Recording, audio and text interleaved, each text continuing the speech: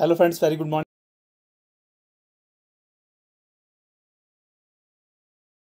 के बारे में हम पढ़ेंगे। देखो फ्रेंड्स, रिस्क क्या होता है? बेसिकली रिस्क एक अनवांटेड या अनफोर्सीन इवेंट है। जैसे मान लो आप ड्राइविंग करते हैं, ड्राइविंग करते हुए आप बहुत अच्छे ड्राइवर हैं, 10-15 साल से गाड़ियाँ चला रहे हैं, लेकिन क्या होता है कि गलती से जो है आपका एक्सीडेंट हो जाता है, तो दैट इज़ अ रिस्क। कोई भी आप काम करते हैं उसमें रिस्क इन्वॉल्व होता है। जैसे मान लो आप घर में कोई काम कर रहे हैं, शेव कर रहे हैं, आपका हल्का सा कहीं कट लग जाता है, ब्लीडिंग होने लग जाती है ना, तो that is called as risk. कोई अनफोर्सीन या अनएक्सपेक्टेड थिंग हो तो वो रिस्क कहलाती है। ये इसका डेफिनेशन है, ठीक है। एग्जांपल में मैं जैसे कि आपको ड्राइविंग का एक्सीडेंट बता दिया, ठीक है। तो रिस्क आपके बैंकिंग फील्ड में भी रिस्क है। रिस्क इन द सेंस कि आपने कोई लोन दिया और वो डिफ़ॉल्ट हो जाता है, तो वो भी एक तरह का क्या है, रिस्क है। What is risk management? तो जब जहाँ पे रिस्क आ जाता है तो उसको मैनेज कैसे करेंगे, तो वो क्या कहलाता है, रिस्क मैनेजमेंट कहलाता है, ठीक है। तो इसका सिंपल आंसर देखिए, the possible ways to tackle the risk. Risk management क्या है? बेसिकली क्या है कि उसको रिस्क को कैसे टैकल करा जाए, ठीक है। जैसे मान लो आप ड्राइविंग करते हैं, टू व्हीलर ड्राइव करते हैं, तो आप हेलमेट लगाते हैं ना, तो सो दैट कोई एक्सीडेंट हो जाए तो आपका खोपड़ा जो है बच जाए, तो इसलिए आप हेलमेट लगाते हैं, ठीक है।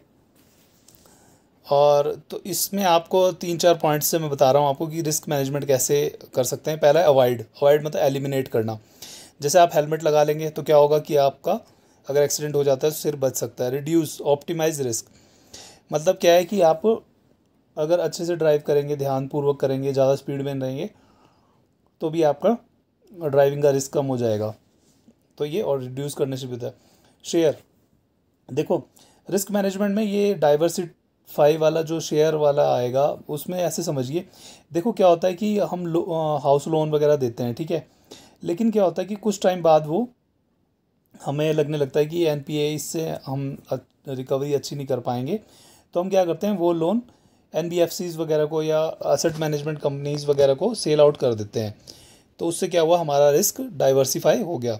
मान लो अगर हम उस एनपीए को रखे रखे रहेंगे और आने वाले टाइम में क्या हो जाएगा, वो रिस्क जो है और बढ़ जाएगा, है ना, क्योंकि हमारे को उससे रिकवरी आएगी नहीं, हमारा पैसा ब्लॉक हो जाएगा। और अगर मान लो उसी टाइम ही हम उस ख़राब वाले लोन को बेच देंगे तो उसी टाइम हमें रिकवरी कुछ ना कुछ आई जाएगी।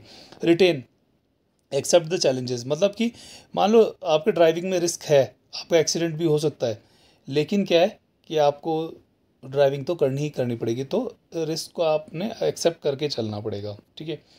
टेक्निक्स ऑफ रिस्क अवॉइडेंस, देखो अब जो हम ये रिस्क मैनेजमेंट पढ़ रहे हैं, ये पढ़ रहे हैं बैंकिंग के अकॉर्डिंग, ठीक है।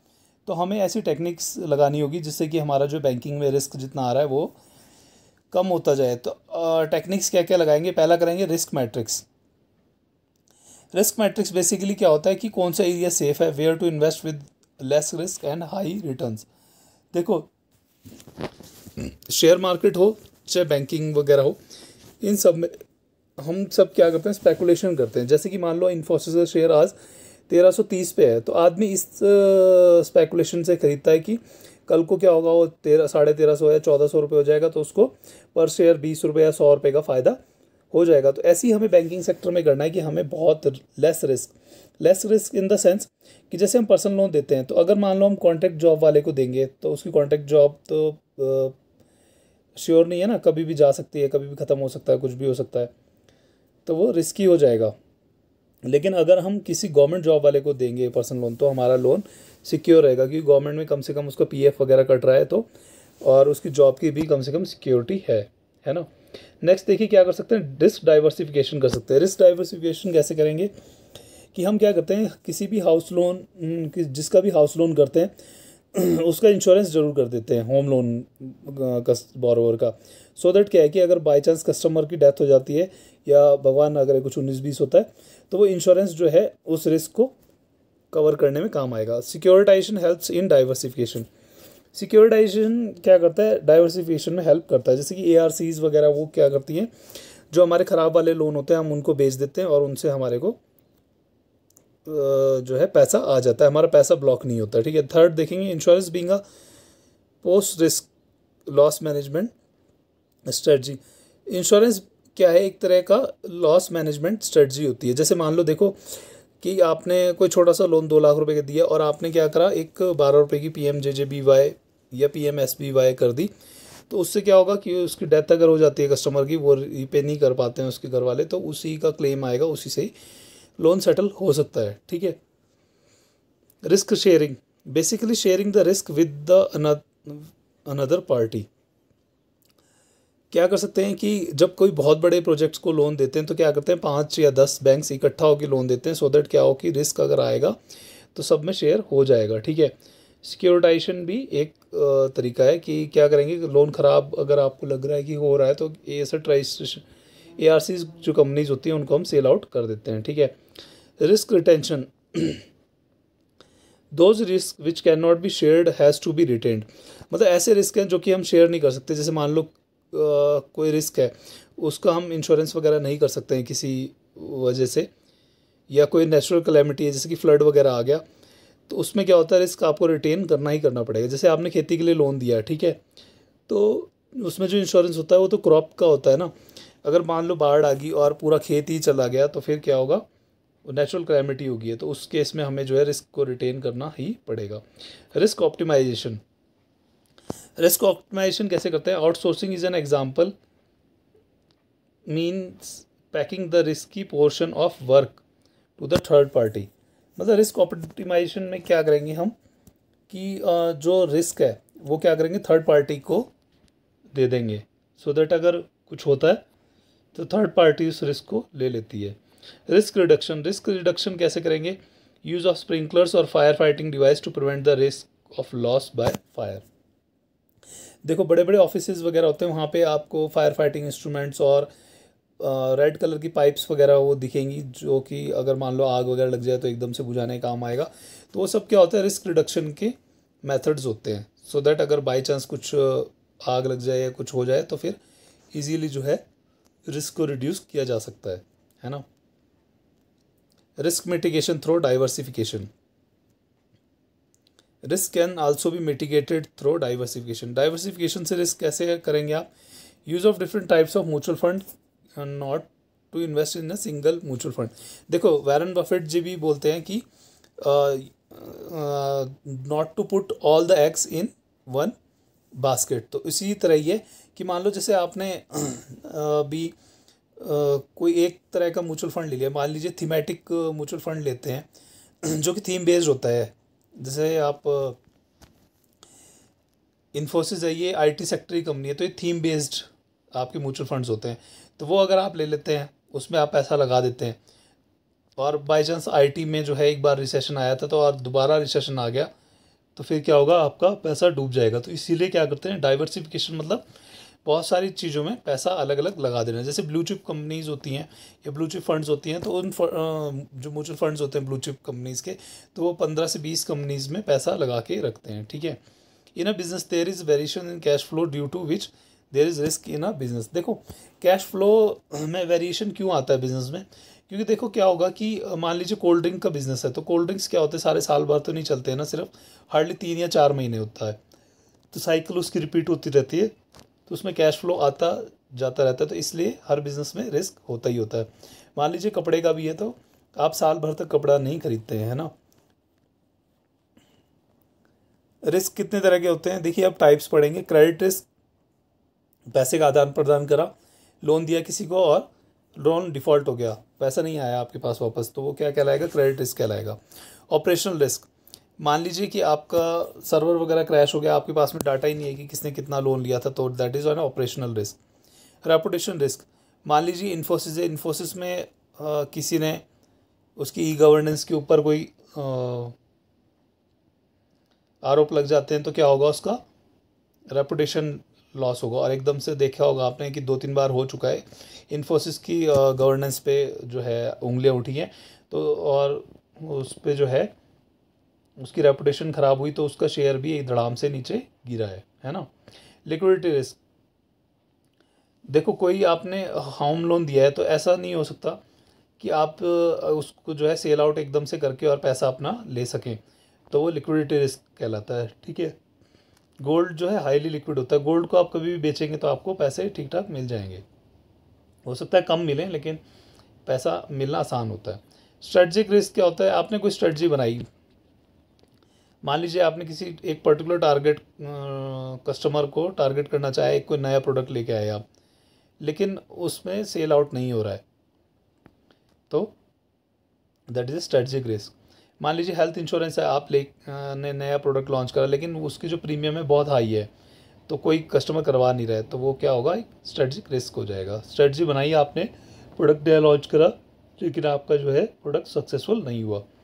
Refinancing risk, when the short term liabilities are funded with long term assets, liquidity risk is crucial for banks। देखो इसको मैं सिंपल से समझा देता हूँ आपको। क्या होता है कि आप बैंक में पैसा जमा करते हैं, वो पैसा लोन के तरह से बैंक बांट देता है, फिर लोन से जो पैसा आता है फिर वो जो आपको ज़रूरत पड़ती है तो वो पैसा आपको वापस दे देते हैं।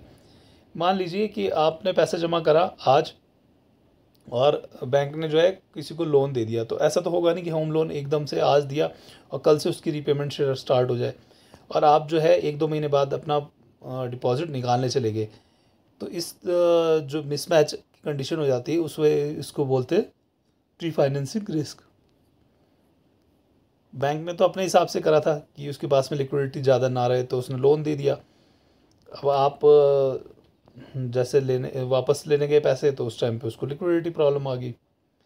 फ्रेंड्स अब ये MKIS पे कई बार क्वेश्चन आ जाता है, इसका फुल फॉर्म वगैरह पूछ लेते हैं हम लोग, तो वह देखेंगे कुछ क्वेश्चंस इसके भी आगे। MKIS बेसिकली क्या होता है, analysis of quantitative information and coordination among functional and specialist executives.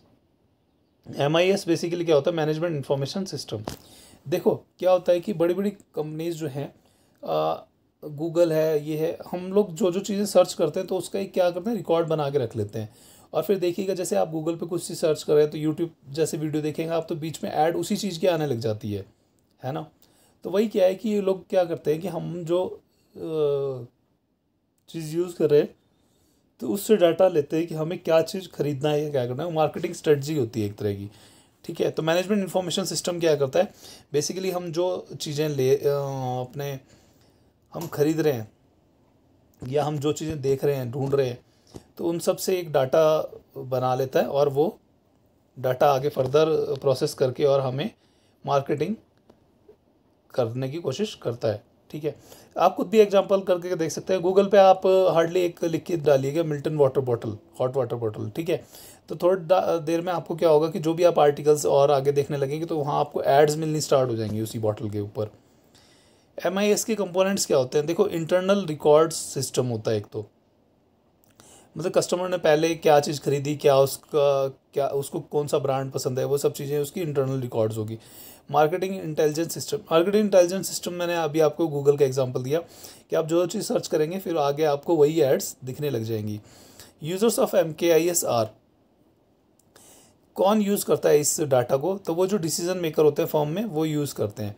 कैसे, जैसे आपका डाटा मिल जाएगा कि 100 लोग हैं वो रिन सुप्रीम साबुन यूज़ करते हैं, तो वो लोग क्या करेंगे, फिर रिन सुप्रीम साबुन को ही ज़्यादा मार्केटिंग करेंगे। तो ये डिसीजन कहाँ से किसको बेनिफिट कर रहा है, फर्म को कर रहा है, रिन सुप्रीम जो फर्म है उसको करेगी। Use of computers in MKIS to generate reports, computer हमारी हेल्प क्या कर देता है कि हमारे पास बहुत सारा डाटा होता है, उसको हम क्या करते हैं, फ़िल्टर आउट कर लेते हैं। जैसे कि देखो एक्सेल शीट हम यूज़ करते हैं तो उसमें ऊपर हमारे को एक ऑप्शन होता है डाटा करके, तो हम उसमें फ़िल्टर लगा लेते हैं। तो जो जो चीज़ हमें चाहिए होती है, जैसे कि मान लो सैलरी है, हमने 100 लोगों की सैलरी है, तो देखना है कि किसकी सैलरी 1000 रुपये से ज़्यादा है, तो उसमें एक फ़िल्टर लगा लेंगे और उससे हम देख सकते हैं। तो वही कंप्यूटर हेल्प करता है हमारी MKIS में, ठीक है। Zero channel level in MKIS, तो ये क्या होता है, इंटरनेट मार्केटिंग होता है। इंटरनेट मार्केटिंग आजकल सबसे आसान है क्योंकि उसमें जो है इतना ज़्यादा आपको पेपर, आप मान लो पेपर मार्केटिंग करना चाहें तो आप ऑर्डिनेंस आप अलग से खर्चा करना पड़ेगा, पहले कागज़ छपवाना है, तो इस सब इंटरनेट मार्केटिंग आपको सस्ती पड़ती है। 4 P's ऑफ MKIS, तो देखो मार्केटिंग के 4 P's क्या है, 4 पिलर कौन कौन से हैं, तो प्रमोशन है, प्रोडक्ट है, प्लेस है और प्राइस है।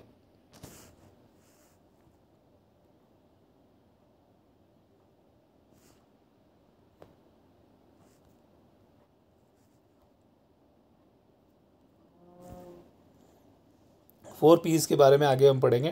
Piece which generate revenue for company is called as price या प्रॉफिट। थोड़ा सा इसी को देख लेते हैं एक बार पहले चार। प्रमोशन क्या होता है, जैसे हम किसी चीज़ की मार्केटिंग करनी है तो हम क्या करेंगे, उसको ज़्यादा से ज़्यादा ऐड वगैरह लगाएंगे, उस तरह से उसकी प्रमोशन करेंगे। प्रोडक्ट क्या होता है कि क्या चीज़ हम दिखा रहे हैं लोगों को। प्लेस क्या है कि किस प्लेस पे करनी चाहिए। जैसे मान लो आप है, आपने अगर वॉशिंग मशीन बेचनी है तो आप किस सर्विस क्लास वाले को ढूंढेंगे, जिसके पास टाइम नहीं है तो वो क्या करेगा, आपका वॉशिंग मशीन खरीद लेगा सो दैट उसको कपड़े धोने में आसानी हो, क्योंकि उसके पास टाइम बहुत कम होता है। ठीक है। प्राइस क्या है कि किस तरह की प्राइस होनी चाहिए। जैसे कि आप शोरूम्स वगैरह में जाते हैं तो 499 399 ऐसे प्राइस रखे जाते हैं तो अट्रैक्टिव लगते हैं वो, ये चीज़ें हैं। तो इस तरह से ये 4 पिलर्स हैं। आगे हम पढ़ेंगे P is which generate revenue for the company is called price या प्रॉफिट। जो पी कंपनी के लिए रेवेन्यू जनरेट करता है तो उसको क्या बोलते हैं, प्राइस या प्रॉफिट बोलते हैं। Profit optimisation is not the objective of firm in short term. देखो कोई भी ऑर्गेनाइजेशन है वो अपना प्रोडक्ट लॉन्च करेगी तो पहले वो मार्केट में अपने कस्टमर्स बनाना चाहती है, तो इसलिए वो क्या करती है कि अपना प्रॉफिट बहुत कम रखती है। जब उसका प्रोडक्ट बहुत बिकने लग जाता है तो वो अपना प्रॉफिट थोड़ा सा बढ़ा देती है। तो यही चीज़ इसमें कहा गया है कि प्रॉफिट ऑप्टिमाइजेशन ऑब्जेक्टिव नहीं होता किसी फॉर्म का शॉर्ट टर्म में। ठीक है। मार्कअप प्राइसिंग क्या होता है, cost based pricing, both variable and fixed cost is taken for consideration. देखो मार्कअप प्राइसिंग के लिए हमने किसी चीज़ को लॉन्च करना है तो उसकी हम प्राइसिंग कैसे करेंगे, एक तो कॉस्ट बेस से करेंगे। जैसे मान लो आपने साबुन बनाई तो आपको क्या क्या मटेरियल रॉ मटेरियल्स लगे, उसकी कॉस्ट क्या थी, तो वो सब चीज़ें आपने कैलकुलेट कर ली। और उसके बाद में आपने अपने कंपटीटर्स देखने, है ना, कि उनका क्या रेट में जा रहा है सो। और फिक्स कॉस्ट जो कि आप अनअवॉइडेबल है। Fix cost in the sense कि उतने से कम आप बेचेंगे तो आपको कोई फ़ायदा नहीं होगा। ठीक है। टूल्स ऑफ प्रमोशन मिक्स, तो प्रमोशन करने के लिए क्या क्या टूल यूज़ होते हैं। एडवर्टाइजिंग कर सकते हैं आप, पब्लिक रिलेशन कर सकते हैं, डायरेक्ट मार्केटिंग भी कर सकते हैं। एंड MLM जो है डायरेक्ट मार्केटिंग का एग्जांपल है। ठीक है। एडवर्टाइजिंग आप कैसे करेंगे, न्यूज़पेपर्स में ऐड देंगे, टीवी पे ऐड देंगे, वो सब चीज़ें हैं। ठीक है।